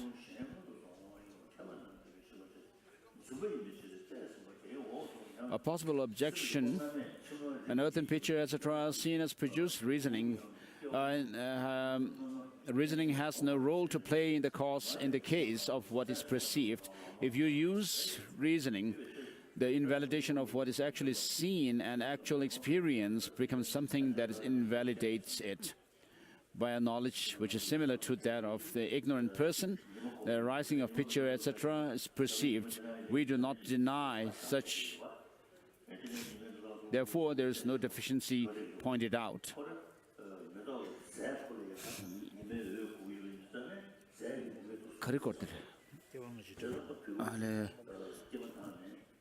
So His Holiness is commenting on Bhavavieka, mentioning that there is past and future lives by using examples like a calf right after its birth moves towards its food, etc.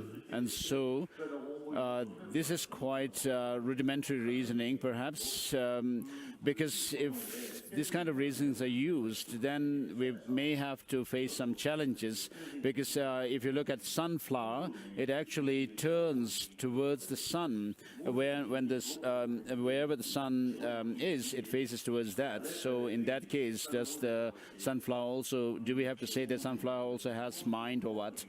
And so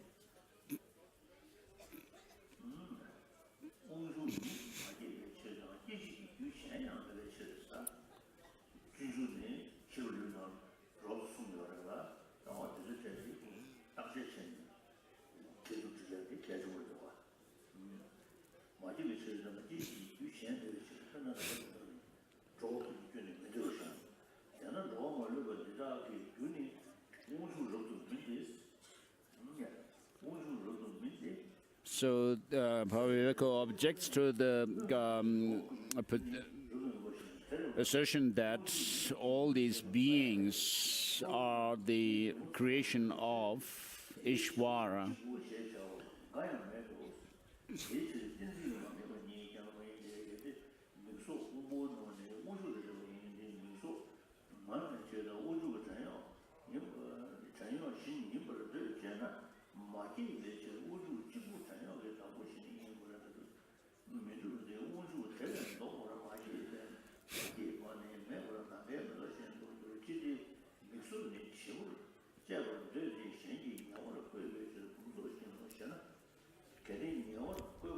The mind of an ignorant person at the time of death does not attain rebirth because it is a mind at the time of death, just like the final mind of an arahat. In response, we say your reason would be inconclusive because of the mind at the time of death in the past is and since recollection of a previous existence remains, that mind of the time of death exists also on account of reasoning already given. The mind at the time of death becomes a generator of another mind because it has ignorance, just as the mind of a dishonorable person generates that another mind. The non-believers might state as follows: it is not desired that body, sense organs, cognitions are produced by their own action because they are perishable, just like a pot. Therefore, the next world does not exist. However, what we do what do we mathematicians have to do with the view that since A is generated neither by the same A nor by another, the body, etc., is not produced either by one's own action or by that of another? Either way, we have nothing to lose.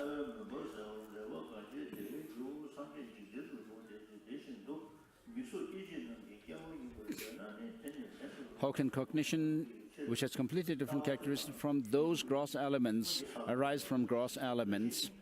If one were to say consciousness seen on the part of the unconscious gross elements is like the power to intoxicate, or like the fire which arises out of the sunstone because it has arisen, you still have the deficiency of analogy in your statement, because there is no consciousness in the ability of liquor, and there would be a contrariety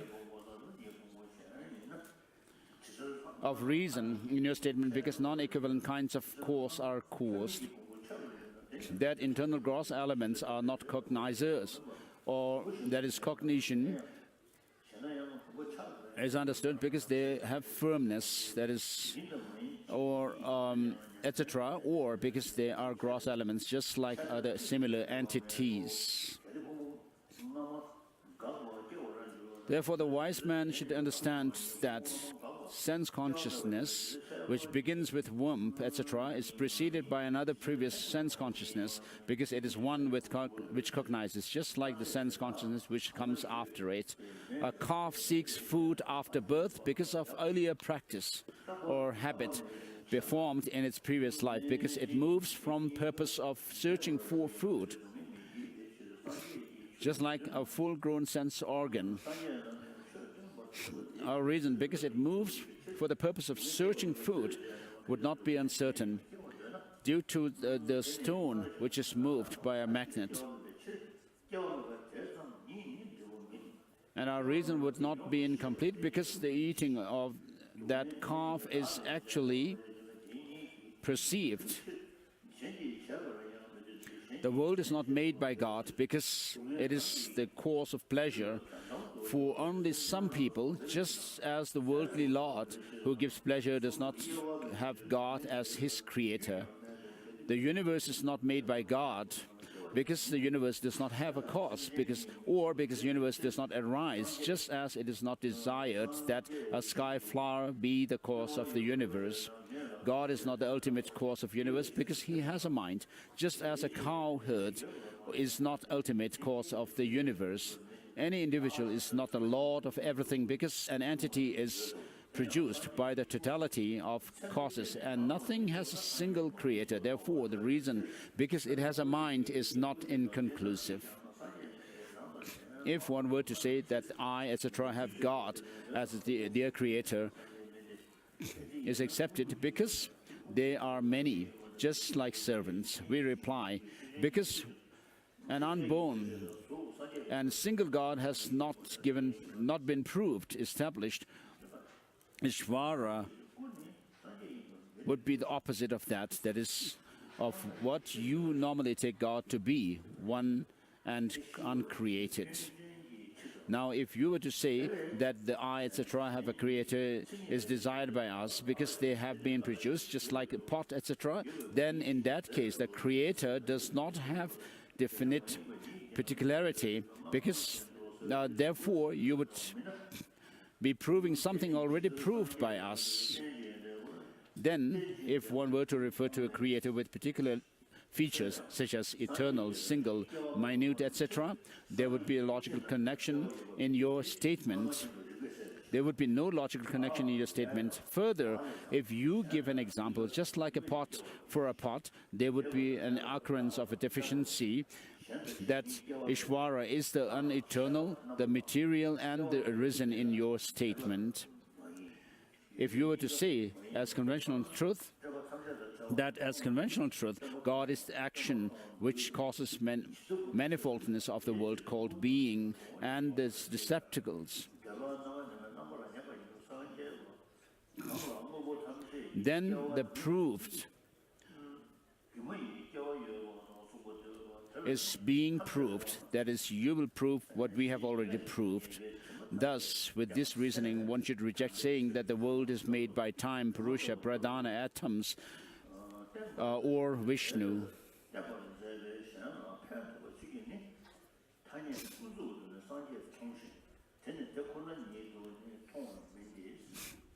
The theme here is the negation of the classification of eternalism. As Milarepa says, in the ultimate sense, there is no Buddhahood, leave alone those of the obstacles. Even God and Buddha and Dharmakaya and so forth do not exist. If one were to say that since from the arising of the Buddhas comes the destruction of blinded vision, therefore likewise the arising of sense organs is desired, we say this is a false answer. When there is no production of entities because of the non-existence of the process of time, which we view on whose part is desired by us, that is, we do not propound any view for anyone as real. Therefore, the arising of the Buddha is considered to be an agent for making people understand what never came to be. That is, the Buddhas come into existence, in our view, only to let people grasp that nothing come into existence. If the non-God is not different from the God, how can there not be permanence? If the non-God is different from a God, how can absence of being cut off, being destroyed, make sense?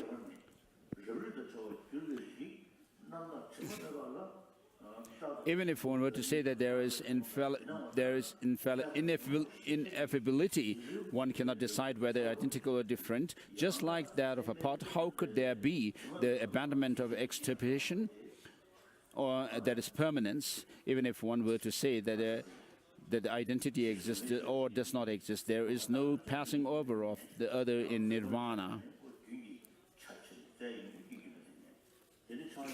So just as the external things could be analyzed by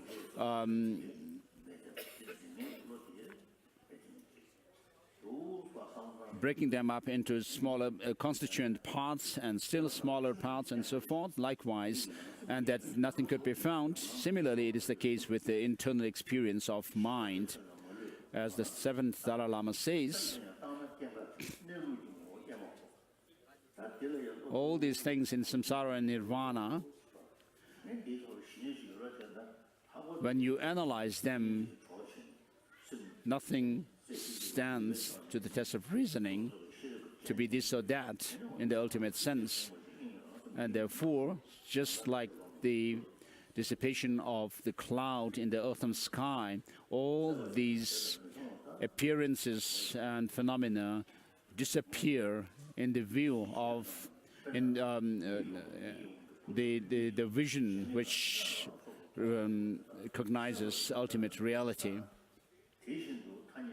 Since continuity does not exist, how can there be extirpation and permanence?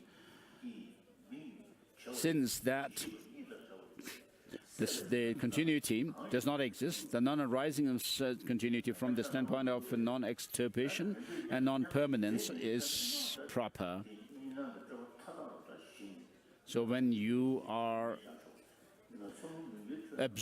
totally absorbed in the ultimate reality of things, emptiness, then all these dualistic appearances disappear completely from your view.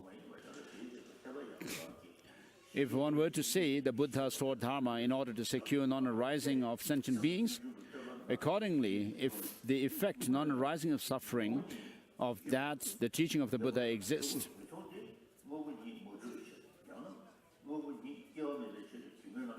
arising of suffering is approved by us. In response, we say, as mentioned before, that suffering does not arise. Even if the arising of suffering is admitted, non-arising of that suffering is not an effect, but comprehension of that non-arising of suffering is an effect, that namely the teaching of the Buddha.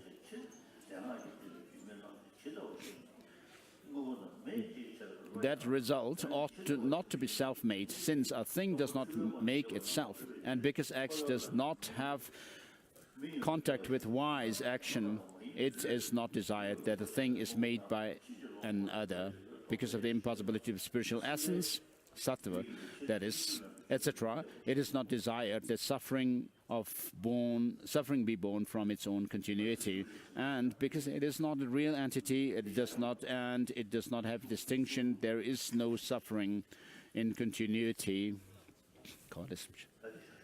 So His Holiness stops at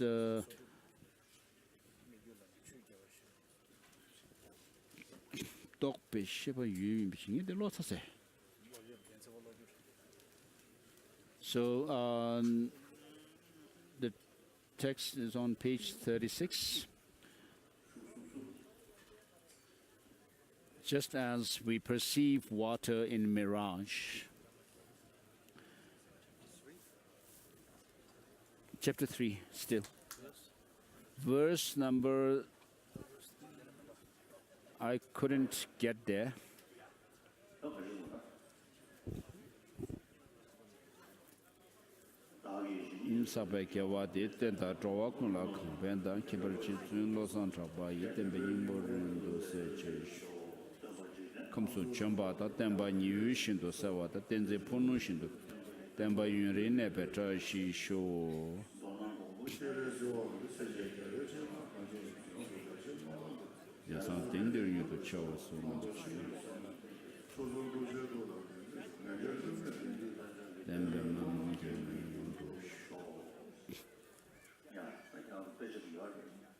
So you have the text. When you are back in your rooms, read the book.